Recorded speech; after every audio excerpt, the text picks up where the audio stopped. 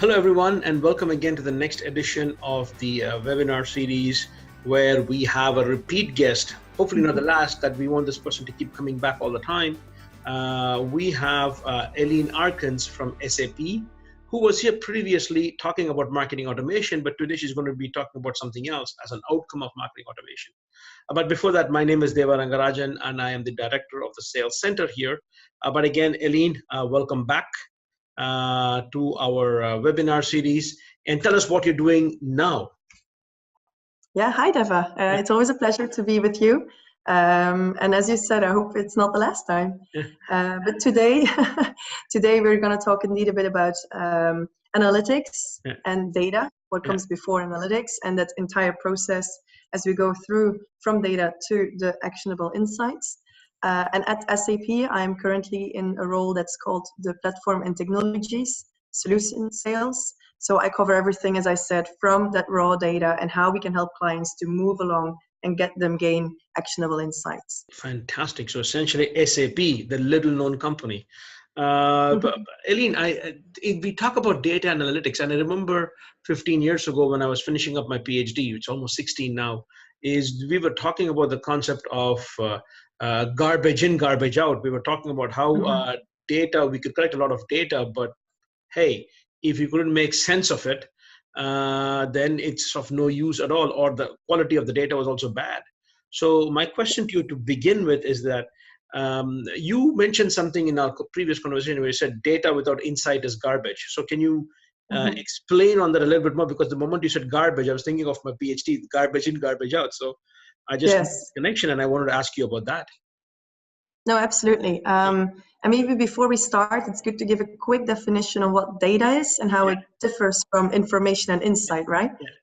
So if we think of data, that's the factual information, what we would see as measurements or statistics that is used for as a basis for reasoning, calculation, discussion. It's the raw, the unprocessed facts, and they are often collected in what we call computer-friendly formats in spreadsheets or databases. Now, to move on from data to actual information, we have to prepare that data, and then it's processed, aggregated, organized in a more human-friendly manner, which would be reports or visualizations, dashboards. But even that's not enough. We have to turn that information into insights, and that is done by analyzing that information, drawing conclusions, and then coming to a stage for discovery in that data. Now, in that insight phase, we even have a top layer, which would be the peak of the mountain that we always want to reach. That would be the actionable insight. And know that not all insights is actionable. I have my smartwatch, but it tells me how many hours I slept, how many steps I take, and some days, let's say a Sunday, it's much higher than the rest of the week. How come? I sleep longer. I do my run. But it's not actionable data because I cannot copy paste it and act upon it the rest of the week. So some insights will not be made to draw conclusions on to copy into the other steps, let's say. So actionable insights, how valuable they are, it's very rare to find them. So we have that 3-step recurring pattern where we first collect the data, then present it, and then finally try to make it actionable. Really? So if we get garbage in, just imagine how rare it is to get action. It will be actionable garbage that gets out.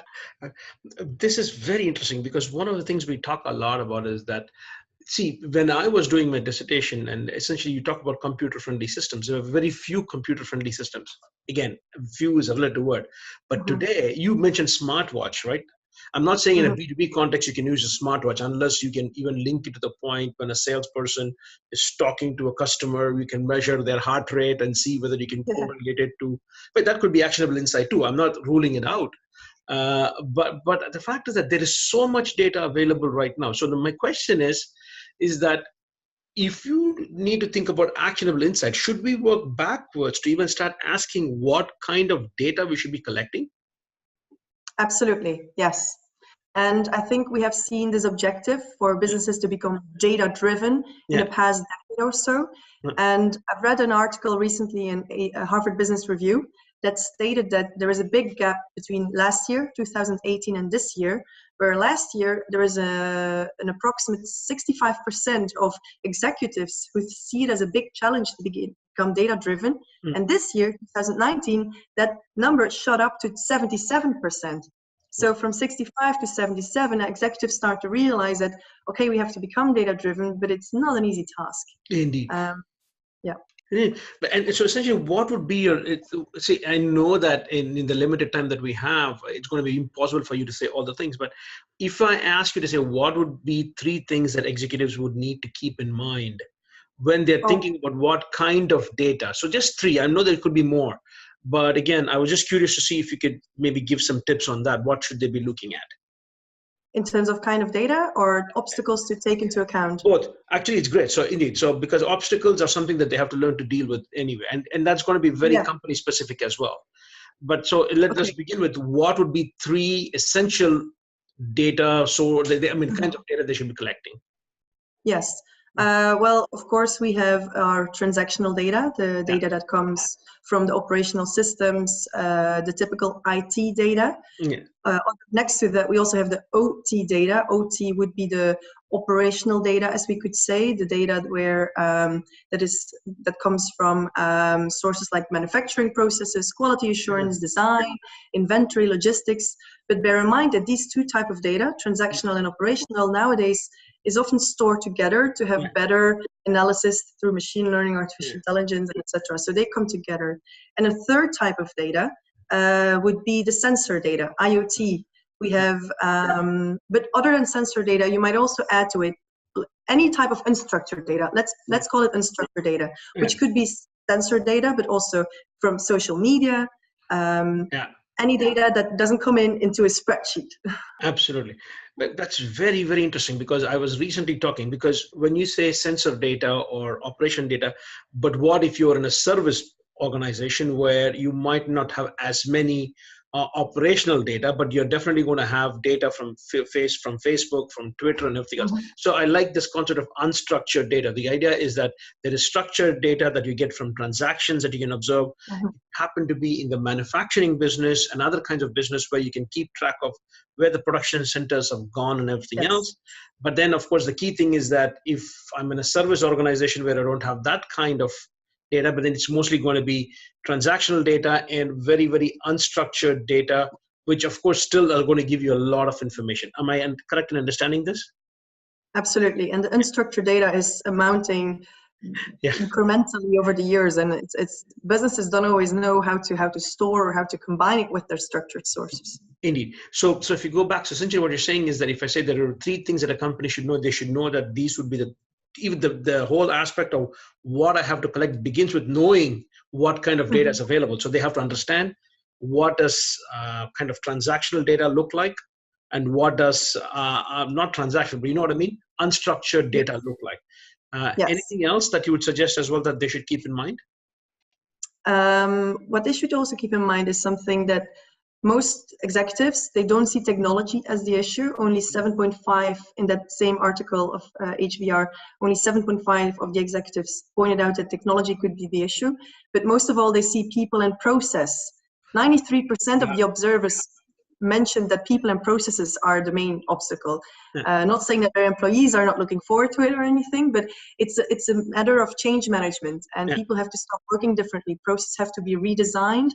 And technology in itself is just the means to an end. So they have to think of the process as well. Indeed. I like this a lot. So essentially, but when you talk about processes, are you now talking about processes that are very inward focused within an organization, or processes that organizations have in response to customer journeys or stuff like that? You understand what I'm saying? Because at the end of the day, if the purpose is to not just take a look at how we are performing, but also how the customer's needs are evolving, should we talk about processes that are both processes within the organization, but also processes in kind of reaction to what the customer journey looks like? It's both. The inwards looking, you could call the operational data. It's the data from your own company internally, the way you keep track of everything you do, and that people put the right actions in the right columns, let's say, so your data points are correct. but also the experience data, as we would call it, the X data. Yeah. So the O data, we have the X data. The X data is where you could interact with your customers. It's just as important. It's finding out the feedback from your customers, getting to know what they're thinking. Yeah. You might see the numbers, but the numbers don't see everything. So you need to know why customers moved or why they came back. So also those processes need to change. I love this X data and the O data. And I think this is very, very interesting. So here is a novice trying to talk to an expert about, this is my takeaway for the 3 things you need to understand. And correct me if I'm wrong. So the idea is, first of all, being aware there is X data and O data. Again, the O data is something that is through transactions and the operations that you have control over. You can try to keep track of that.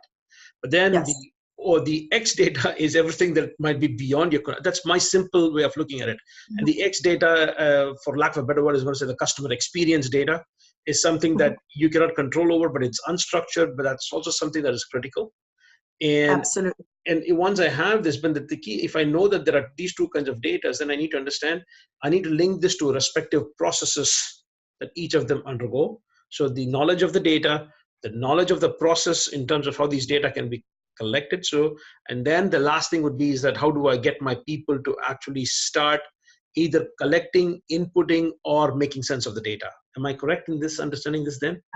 Absolutely, yes. So, you seem an expert too now.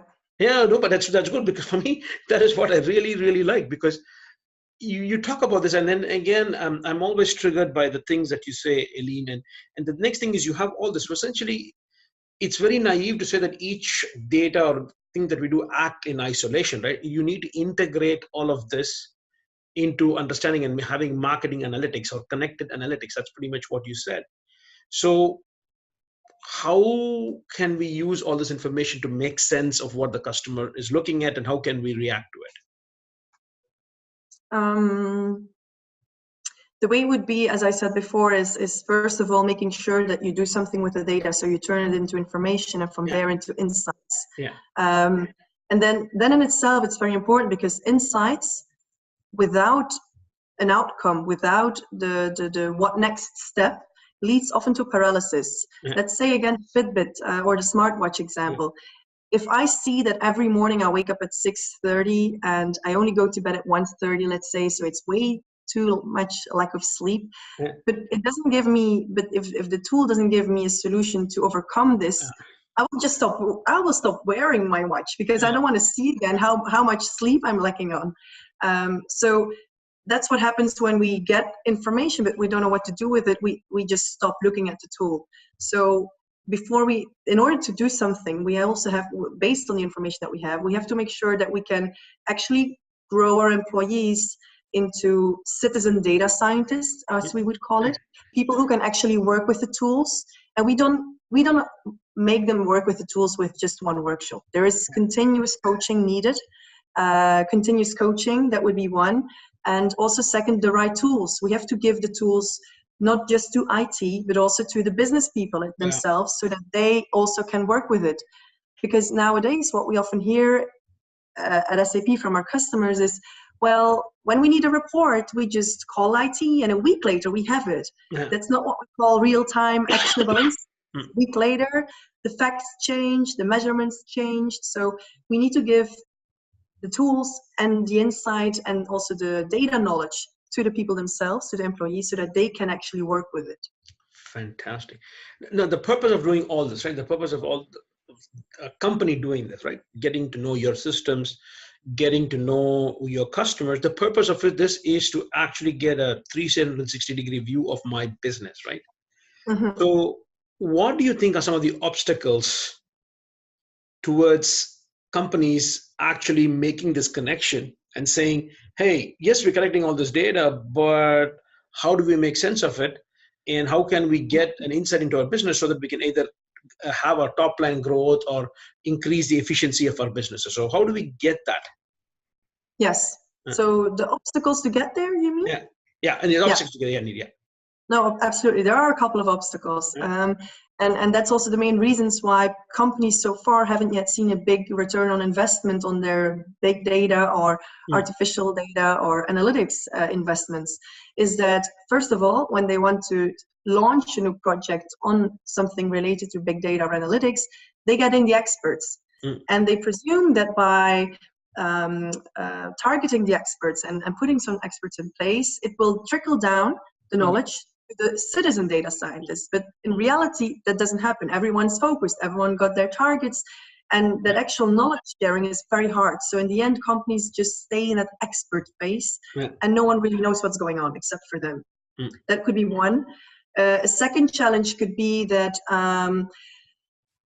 there is no clear structure for data collection. So when we actually we read an article again recently, and what we see is that about 44% of employees, they don't even know where the information is or where it can be found.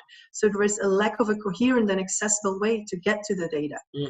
All channels come together, and just imagine, indeed, with the rise of social media, online channels, where do they store it? How do we connect it to the operational data? So that's very hard. And the last one maybe to say is related to what I said earlier about the IT department, who is still seen as the data team. And that's not true. We have to make sure that everyone in a company, from IT to the frontline people, can actually access the tools and work with the data. So it's not only a matter of IT. So, and I think it's interesting. Do you think that right now that if done properly, that people can actually link your transactional level data to your operational level data to your X level data to completely have a view where I can keep my customers happy, I can keep my CFO happy, because I'm showing, all that things. And do you think of the companies that you are interacting with, right? How many of them do you think are ready to actually have this connected view to see how each and every point of data that we have fits in to drive value for an organization? That's a good question. I think, and it has nothing to do with the companies that I work with, because even if we look at studies done on Fortune 500 companies or the top American companies, we see that even they are not ready, and that they cannot even connect all the data sources because it's just too complex for them. It's very hard. And it's no offense to anyone out there. It's just very hard to get it together because it involves people and technology and processes. When I look at the companies that I work with, I would say that well, maybe 15% is already there and doing it in a way, or it's getting there. But even then, it's a continuous process. There's not going to be one day that I say, now I'm finished, it's over, I don't need to think of my data process anymore, I'm ready for the next 50 years. It doesn't happen. But that's, do you think that, see, we have all this data, but if let's say, for example, if the data is never going to be perfect, or if you're not able to understand it a lot better, but do you think with the rise of artificial intelligence and machine learning and stuff like that, that it could improve better because they are more likely, if, of course, the idea is that you need to program the algorithms in with the idea that, okay, there should be some amount of knowledge into doing this before it can start learning by itself. But do you think that artificial intelligence is going to maybe help speed up this process of actually gaining actionable insight? Yes, I think so. At the same time, I also see it can be, it can scare off some companies. Some companies are not ready for it. But then again, we have others who do see benefits there. And then especially when it comes to automation, because especially the departments where there's a lot of support functions, general and administrative functions, they have a growing pressure to deliver value, to manage complexity, to reduce costs. So there especially we see that a lot of automation is coming in, especially when we think of artificial intelligence or something else that we call robotic process automation. These tools can help companies to reduce the workflow, and especially the workflow that is very repetitive and easy tasks, but which takes someone's mind off of what is very strategic and important towards the transactional and the daily, extinguish the little small fires, what we often are spending our days on, right? I really like this. Essentially, what you're saying is that, so if I hear you correct, is that any kind of, for lack of a better word, any kind of support functions in organizations, anything that is not a core kind of competence of an organization, as far as that organization is concerned, anything that is not core is something that is routine, mundane work that can be automated. Well, a little nuance there maybe. With support, I also mean in my own job, for instance. I have a lot of administrative tasks to do next to my sales function. Yeah. And those administrative tasks could be automated as well. So with support, I don't mean necessarily a one type of job. I just mean specific tasks indeed, just to Absolutely. be clear. But the fact is, yes, but in some organizations, is if it is not. So for example, in your case, okay, R&D might be very important with SAP. The next thing is getting your salespeople to go sell this. So that are some of your core competencies that you need to have. But I understand that. But even within these core competencies, there you can divide them between important tasks and automated tasks that may be automated. But of course, in these companies, if you take a look at HR, I hate to say this words like HR or legal, or some aspects of, the, like say, payroll and stuff like that, where there's a lot of repeat stuff. So essentially, a significant portion of what they do is that, I think it's very interesting from that viewpoint, is that robotic automation is something that you can definitely come and take place.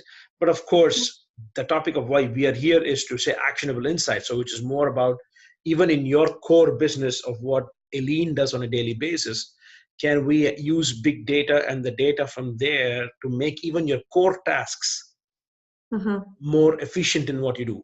Am I correct? So of course you can do that, but so let me ask you this. One of the things you talk about is that you really need to have your transactional system to talk to the operational system. That's one of the things that you mentioned, and it sort of makes sense. So essentially, you have all the transactions, which is objective data, right? This is what the customer has done, purchased. You have the recency, how recently did they buy, how frequently did they buy, and everything else.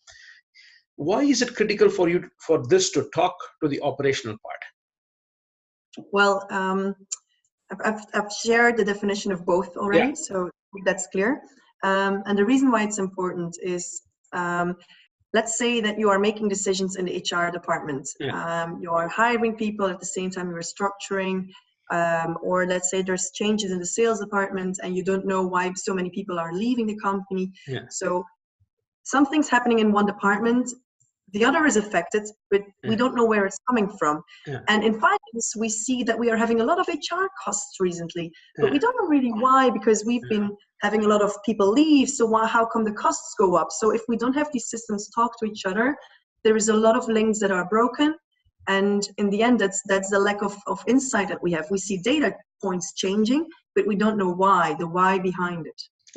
Well, this is very, very interesting, because usually in research we say, anytime we study a problem in research, we say there's something called an R-square, that is the explained variance. That is, how much can we explain what is happening in the phenomenon with all the variables we are measuring. But your R-square, which has a maximum value of 1, is never 1, because there's always unexplained variance. Yes. And what you're saying fits into that, saying that if the example that you gave is that, yes, I'm trying to understand why are my HR costs going up? What did we do differently? Why did we lose people? But it could be something that was done sometime back in a different department. And that would explain your unexplained variance. And I think it's very cool that you're saying that the more you can get them to talk to each other, the more you can better understand and take control of the phenomenon as well. Yes. So which brings me to the next point. So essentially, I remember even when I was there, when I saw my career progress, we heard a lot about the concept of BI. I was used to BMI, body mass index, but that's different. So BI, so you had business intelligence, and then of course it was moving towards more and more towards predictive, and now we talk about augmented and stuff like that. So can you give a little bit more of a heads up about this idea of what BI is and what predictive is? You see what I mean? And where is augmented taking us moving forward? Yes, absolutely. Again, to start off with a definition that clears the path for the rest of the discussion, BI we could consider as an umbrella term. In fact, it means many things nowadays. It includes applications, infrastructure, and tools with best practices to enable access first, and then analysis of information Mm. that then again improves us to help optimize decisions and performance. Yeah. So I think the key terms here is access to data, analysis of it, and then help us improve processes and decision making. So in terms of BI, we see a big change there, where in the, well, a decade ago, I would say, it was just built just for BI. What happened? And that's it, the what happened. Yeah. But we need to know why something happened as well, and preferably we want to know what will happen the next step. Yeah. So it's been evolving a lot. And that's where, as you said before, the augmented analytics comes in. Mm. And again, augmented analytics, it has been coined by Gartner in 2017 as an approach to automate insight using machine learning and natural language generation. Mm. So it's simply a means for a next generation step of analytics, where the machine itself will learn through the historical data points, and based on that will generate a timeline with potential outcomes for the future, with best case scenario, worst case scenario, and then a most likely to happen scenario. That's very, very interesting, because if I need my augmented analytics to make sense of what happened in the past, then isn't it all the more, if you are, as an organization, are going to start relying on this more and more, don't you think that even there are limitations to machine learning and stuff like that? Because as you said, if your transactional and your operational are never connected, even the machine is going to have very wrong interpretations of the data, and any future predictions are going to be based on that. And any organization that does not ensure that the transactional and the operational don't talk, and I'm not very simplifying, I'm sure that if people want to go into it, we can go more into it, but if even that is not there, because the learning, then it's fragmented learning, correct? Absolutely, yes. And that's actually the double sword, let's say, of artificial intelligence and machine learning. And it's a very sharp sword, because on the positive side, we know for many companies already, and we are only in the infancy of artificial intelligence, is that it's been generating a lot of benefits, both in terms of ROI, but also in terms of the benefits and qualitative benefits. On the other side, what we also see with artificial intelligence, and we don't even have to look that far, think of Brexit. I mean, it was all fused by artificial intelligence fused into Facebook and social media, where it was used against people's own will and against their own preferences as they had set them on Facebook. Yeah. So artificial intelligence, indeed, it can be used for privacy violations, discrimination, accidents, manipulation of political systems, as I just shared. So we with this great power of such a great tool also comes a great responsibility. So we absolutely have to make sure that as we start to use artificial intelligence, we keep in mind the ethical consequences of how we use it. Indeed, and I think it's interesting to talk about Brexit and everything else, and people before AI really took off and everything else. One of the things that I remember seeing when we had the financial crisis in 2008 was, they said there were a lot of models that were trying to understand why things went wrong, and they said a lot of the models did not take into consideration one human factor, which was actually greed. And yes, it's very interesting from that perspective, that no matter how well we do, maybe the human emotions and everything else are so fickle that it'll take quite some time for artificial intelligence and augmented analytics to completely understand how the kind of the vagaries of the human mind will change to kind of predict that. Because at the end of the day, is what it looks at is data points, which is a culmination of how people make decisions. And if people really change, and I think, and this is my take on it, and maybe I'm wrong here, is it's easier in certain things, like say, for example, in medicine, where there are certain universal truths. And if you do certain things, things behave a particular way. Whereas when we deal with human beings, it can be pretty messy, or it can be pretty, what can I say, you cannot predict it all the time.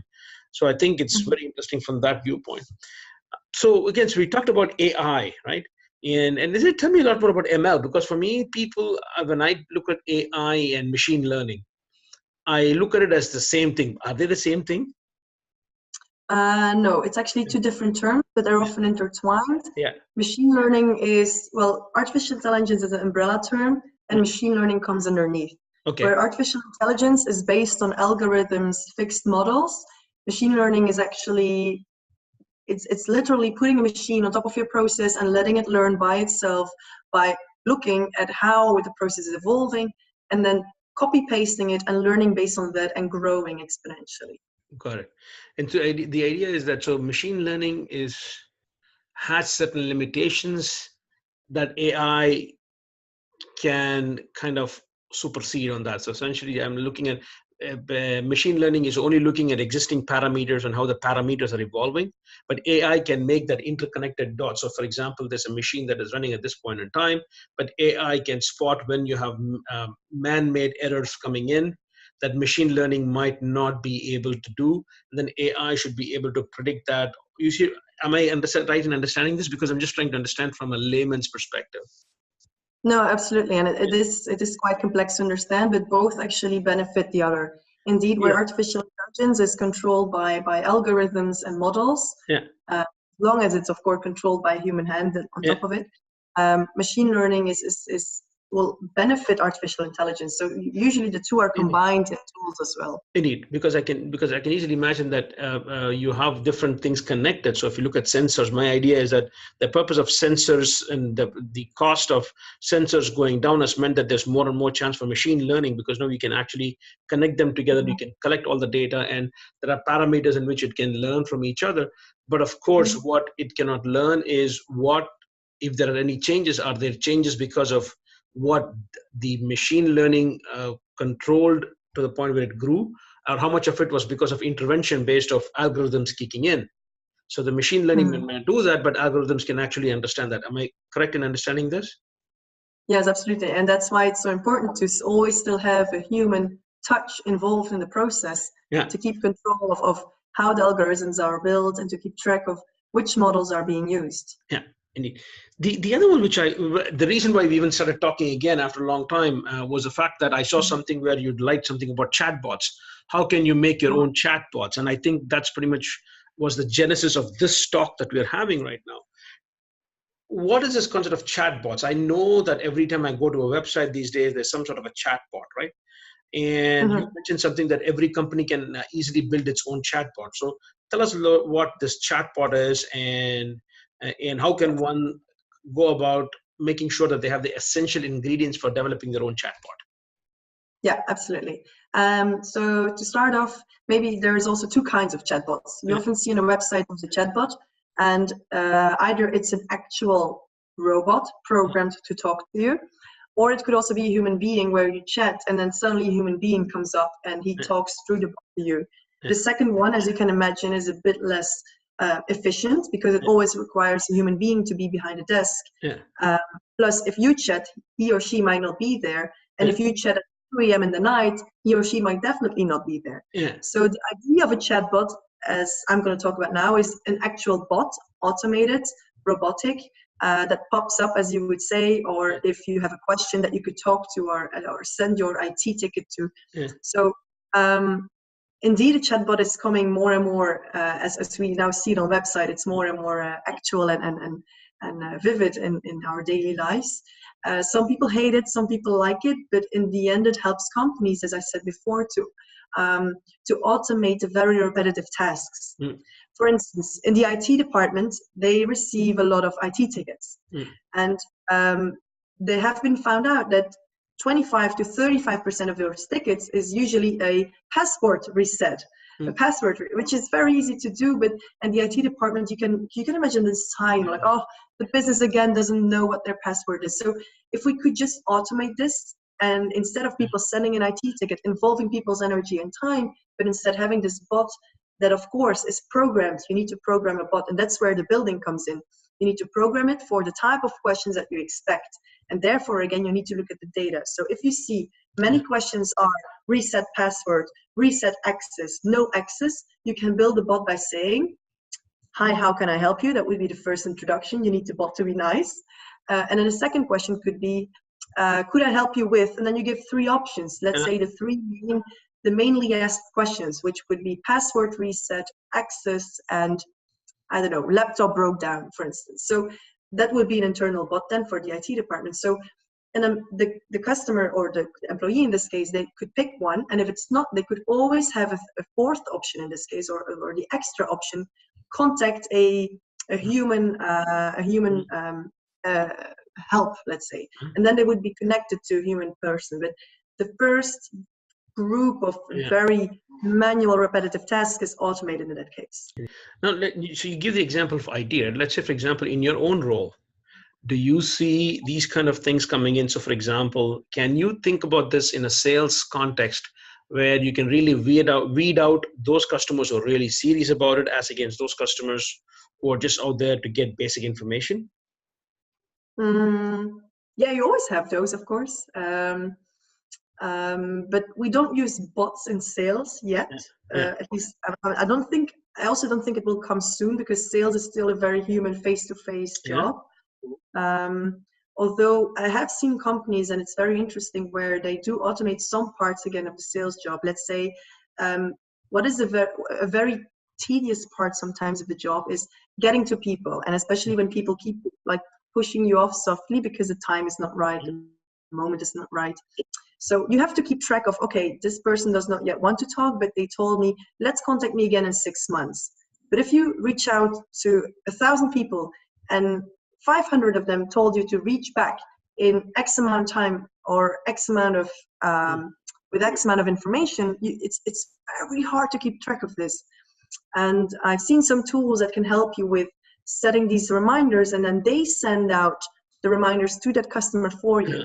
And only when there is a sort of positive response, you get a notification, hey, customer XYZ is again interested, and then you come into play for the face-to-face human touch. Absolutely. The reason I'm thinking of that, because I've talked to some researchers who are now trying to take a look at creating personas of even bots. So essentially, it's not just one bot, that you can have bots with personalities of people behind them as well.